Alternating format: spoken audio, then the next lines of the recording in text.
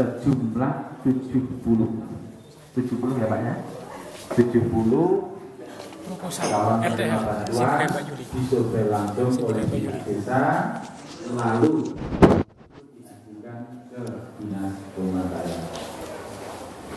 Nah, di saat itu di tahun anggaran 2018 kami dari dinas bersama dengan Bapak Bupati menyepakati untuk dianggarkan bersama beberapa desa yang lain.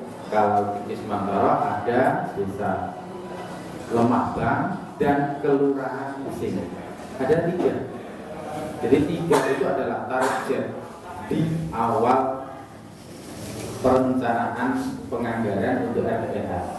Ada 3 desa, 2 desa, 1 kelurahan. Di bulan sejumlah 70, kemudian ada di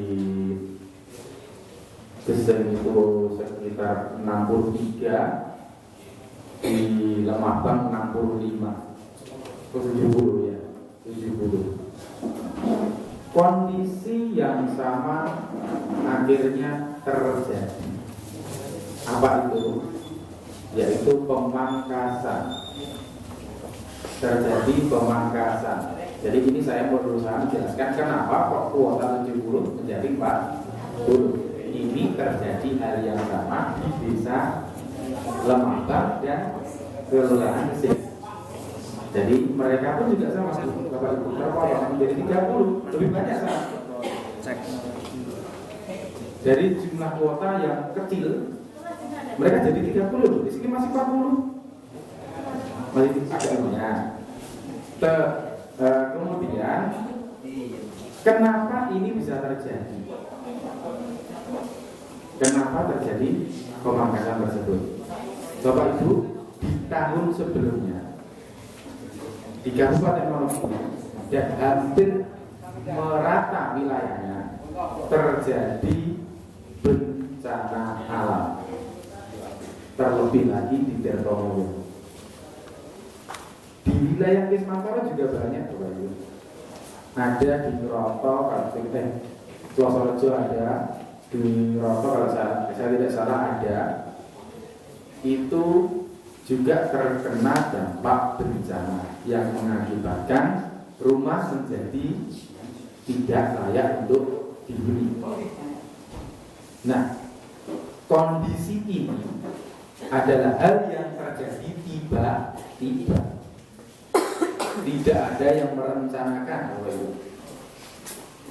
Tidak ada dari pihak desa pun yang mengusulkan. Nek sesuk arep kena bencana. Tidak ada kan? Tidak ada. Dari pertimbangan itu, dari pihak pemerintah kabupaten bersama dinas, mau tidak mau harus memberikan prioritas untuk rumah yang tidak layak huni yang terjadi secara mendadak. Oleh karenanya, sementara anggaran itu kalau dari pemerintah itu ketoknya kalau ketoknya tahun anggaran di awal kan, di awal tahun diketok. Nah ini di awal sudah diketok, dianggarkan ke sini. Tetapi Bapak Ibu harus ingat, ada seumpama kalau di sini ada yang namanya hal-hal mendadak. Hal-hal mendadak tersebut ternyata tidak bisa atau tidak mampu dari pihak kabupaten itu mengcover keseluruhannya. Sementara mereka punya kebutuhan yang mendesak untuk tinggal. Akhirnya dalam waktu kurang lebih 1,5 jam. Ini tolong dipahami, waktunya kurang lebih 1,5 jam. Saat itu, jadi ketika pandeminya dia dari warga sini, warga Lemahbang dan Geseng dan kecamatan lain selain di Ismantoro, itu harus di-SK-kan oleh Bapak Bupati nama-nama calon penerima bantuan, harus di-SK. Kalau menerima bantuan harus di-SK, harus namanya harus pas, alamatnya harus benar dan sebagainya, data-datanya harus benar. Nah, ketika akan dipecahkan dari pihak kabupaten saat itu mencari cara agar bisa mengalokasikan untuk bencana, tetapi kemampuan anggaran daerah kita memang kecil. Lantas diambil kebijakan langsung oleh beliau Bapak Bupati, diambil kebijakan untuk memotong jumlah dari calon penerima bantuan yang sebelumnya sudah di-list, sudah didaftar, sudah ada namanya, harus dipotong. Di bulan terpotong sejumlah 3.000. Daerah lain juga sama, rata-rata 3.000, bahkan lebih. Seperti tadi kalau di rumah kamu itu lebih dari 30. Terus dari yang tertolong tadi kemudian dialihkan untuk diberikan ke penerima kena yang terdampak bencana. Barangkali kemarin bulan Oktober itu kan ada pengumpulan penerima bantuan di pendopo kabupaten menawi panjenengan sampun kirang ya, itu dikumpulkan. Mereka dikumpulkan jadi satu Bapak Ibu. Jadi yang penerima dari daftar dari desa-desa termasuk di sebelah sampingnya itu yang kena bencana banyak. Karena jumlah yang mendapatkan penerimaan dari bencana itu juga banyak. Walaupun dulunya sudah ada bantuan dari pusat, tetapi ternyata yang terdampak bencana itu yang belum kebagian itu masih banyak. Kalau dulu yang di cover itu hanya yang memang benar-benar hancur, sudah tidak ada lagi. Terus kemudian yang masih real atau masih mungkin sementara masih berdiri atau mungkin dia berpindah ke rumah saudara itu belum dianggarkan. Jadi masuk ke prioritas belakangan. Nah, dengan kebijakan diambilnya dipotongnya anggaran tersebut memang untuk dialihkan ke penerima bantuan yang terdampak bencana. Itu pertanyaan yang pertama saya jawab ya. Ada yang ingin ditanyakan atau masih kurang paham untuk yang pertama? Sudah ya. Lanjut yang kedua Bapak Ibu, yaitu mengapa pemotongan tersebut akhirnya berdampak pada penerimaan bantuan itu terkumpul pada satu titik. Di sini kebetulan di wilayah Bulan dan wilayah Waru. Jadi Bu,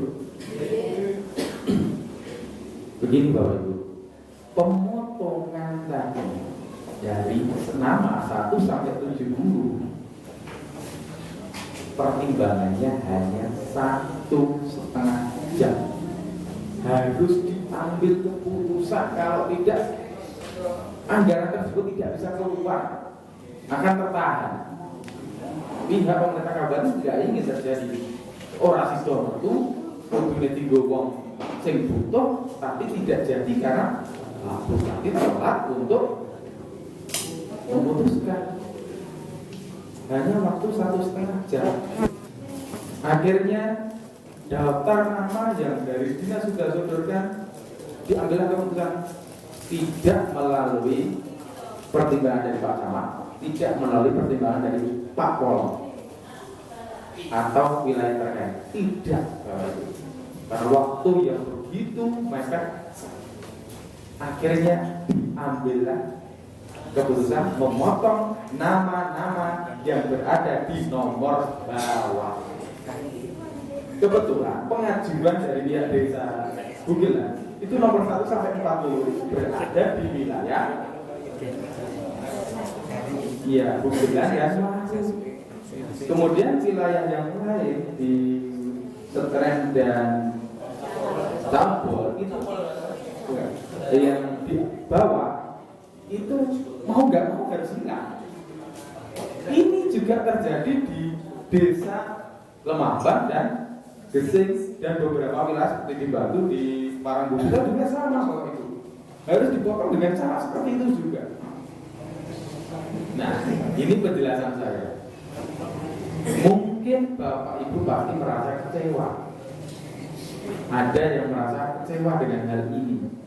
Tapi di sini saya berusaha memberikan pengertian bahwa di tahun 2018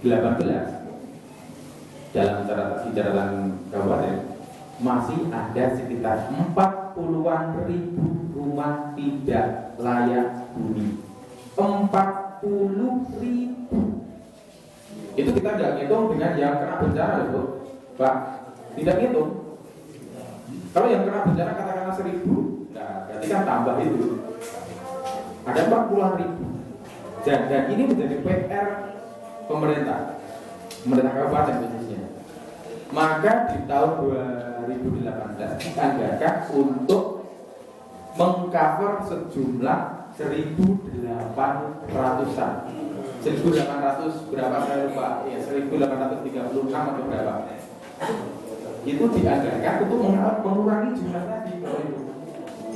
Kemampuan kabupaten dengan anggaran APBD saja hanya bisa mengcover sekitaran 500 sekian. 500 saja dari APBD kabupaten. Kemudian dari pusat juga sekitar 400 sekian. Ada juga dari provinsi, Bapak Ibu. Dari bantuan dari provinsi juga untuk mengcover juga. Kemudian dari CSR sehingga ketemu total 1.836 penerima bantuan untuk perbaikan atau rehab rumah atau sering panjenengan pahami itu bedah rumah. Ini mengenali. Nah, di sini saya ingin memberikan gambaran bahwa PR yang begitu besar di Kabupaten Wonogiri ini, insya Allah diselesaikan secara bertahap, secara kontinu.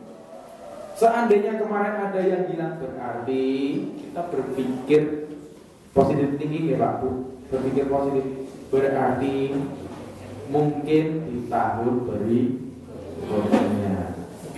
Dan saya dengar tadi dari rekan bahwa di wilayah timur juga akan di tahun 2019 akan ada bantuan dari pusat. Tapi kita belum dapat menentukan di mananya titiknya karena biasanya dari pusat itu tuntas kecamatan. Artinya biasanya berlangsung di satu kecamatan. Biasanya Bapak Ibu. Tapi bisa saja dari pemerintah daerah meminta untuk dibagi menjadi 2 kecamatan itu juga bisa. Dan yang jelas, ya, kemampuan kabupaten yang boleh saya katakan tiap tahunnya bisa mengcover sekitar 1.800 hingga 2.000 itu tetap menjadi prioritas utama. Dan kalau saya bicara tentang Kesmantoro, secara keseluruhan termasuk wilayah berarti itu mendapat perhatian khusus dari Bapak Bupati, dari pemerintah daerah. Buktinya jumlah RT/RW yang dikucurkan itu banyak diserap di wilayah Kesmantoro. Banyak sekali. Karena di pemerintah kabupaten menilai bahwa Kesmantoro masih zona merah. Artinya masih banyak PR. Ya, baik rumah, fasilitas umum seperti jalan, sekolah dan sebagainya. Nah, untuk itu kami harapkan di pertemuan ini hal-hal ini tadi yang berusaha saya jelaskan tadi, panjenengan saudara bisa menerima, bisa memahami alasan, terutama ya alasan mengapa terjadi hal ini. Maka dari itu Pak Polo meminta kami, Mas tolong jelas no, aku mungkin Kalau penjelasan dari Pak Polo mungkin belum bisa sepenuhnya diterima atau apa karena mungkin tidak ngerti secara langsung. Memang benar tidak ngerti secara langsung. Karena penerimaan bantuan kemarin kan yang material ya Pak Bu. Kalau tidak mengerti, memang seperti itu. Dari pihak bisa nggak ngerti uang itu kemana, nggak ngerti bentuk uang dan sebagainya. Kebijakan diambil Pak Polo juga nggak ngerti. Maka di sini saya diminta datang untuk memberi penjelasan. Sekiranya sepertinya ya Bapak Ibu, kita harusnya mendorong panjenengan sedaya yang ada di desa ini seharusnya mendorong perkembangan di desa ini. Kalau umpamanya terkait RPH ini, bila masih ada wilayah-wilayah atau tetangga atau apa di wilayah panjenengan itu ya untuk ditindaklanjuti pihak desa untuk membuatkan proposal kalau memang perlu untuk dibantu. Jadi kalau terjadi ada pemotongan itu berarti panjenengan di wilayah ini sudah berjalan dengan baik karena sudah mau mengajukan. Banyak Bapak Ibu desa-desa yang diam-diam saja, santai-santai saja karena mungkin melihat wilayah paling yang perlu dibantu berupa hektar, perahu hektar, berupa 10 kira dan kemudian dari pihak desa diam-diam saja. Tahu-tahu sudah 4 tahun anggaran maju ke dinas. Loh Pak, ini sudah kami pelaporkan ke sini. Kalau Anda ingin terserap ini, ya kami tidak bisa menjanjikan. Bisa banyak tahun promeku biro. Ya ada daftar tunggunya banyak Bapak Ibu. Daftar tunggunya sangat banyak tadi seperti saya katakan. Masih ada 40.000. Kalau terpotong 1.800 masih 38.000. Itu PR besar yang harus kami selesaikan. Ya Bapak Ibu, Pulau Kintan, saya tidak bisa masuk terlalu banyak. Atau mungkin ada pertanyaan, biar saya jawab. Oke, menjawab. Terima kasih Pak. Kedatangan Juga biar izinnya dari awal memang bisa melaksanakan dan alhamdulillah di akhir-akhir ini di permasalahan yang timbul di Sambutan telah terselesaikan oleh Pak Guru dan menjadi PR kita bersama. Saya mengharap dengan sangat apa yang dijelaskan tadi dari peserta rapat sudah bisa menerima. Alhamdulillah dan kita akan bersyukur dan kita bangga sebagai warga yang bisa utamanya di Kecamatan Semantoro untuk disambungkan mendapatkan.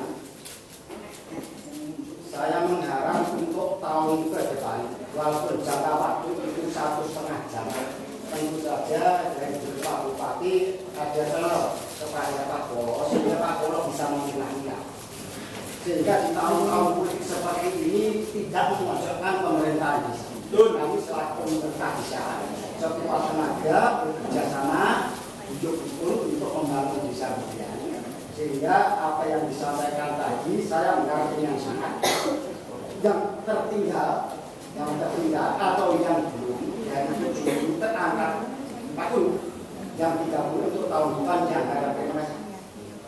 Iya Bapak, terima kasih.